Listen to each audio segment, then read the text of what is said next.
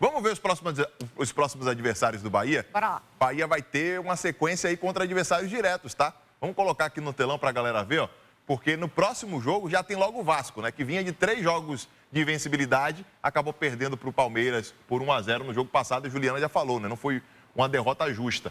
A gente vai ter o jogo do Coritiba contra o Bahia, também no dia 14 de setembro. Bahia jogando fora de casa contra o Coxa.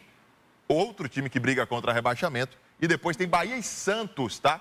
Bahia e Santos, 8 da noite, no dia 18, mais um jogo de time que briga contra rebaixamento. Depois tem Flamengo e Goiás. Pois é, Flamengo briga lá em cima, Goiás briga lá embaixo. Esse é o momento que o Bahia precisa vencer. Eu não digo nem pontuar, é vencer. Porque são times que estão abaixo do Bahia. São times que estão ou numa situação equivalente ou estão abaixo do Bahia. A gente não está falando em momento, a gente está falando em pontuação. Porque se for de momento, eu tomaria bastante cuidado com esse Vasco.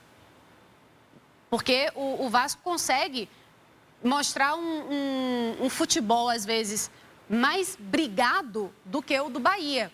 Às vezes, o que eu vejo do Bahia é que é aquele jogo meio protocolar. Eu não vejo uma vontade. Alguns jogos, sim. O último jogo, o 4-0 em cima do Bragantino, por exemplo, foi um jogo em que todo mundo quis deixar o seu golzinho. Mas, normalmente, eu não vejo essa gana no Bahia.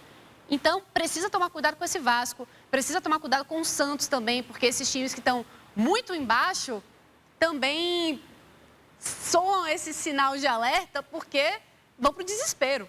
Precisam ganhar de qualquer custo. Só para trazer os números recentes do Vasco, né? Eu estou aqui com a tabela aberta. O Vasco venceu o Grêmio por 1-0 em casa, ainda sem torcida. Aí depois venceu o Atlético Mineiro, aí já com torcida, lá no estádio do Maracanã, né? A torcida encheu o estádio. Teve um empate também com o Red Bull Bragantino fora de casa por 1-1. E contra o Palmeiras ontem quase consegue empatar, que teve um gol anulado. O resultado foi de 1-0 para o Palmeiras. E outra, esse gol anulado foi o primeiro gol da partida. Então, se tivesse sido validado corretamente, deveria ter sido validado, o gol, na minha visão, foi um gol legal, injustamente anulado, o Vasco teria saído na frente.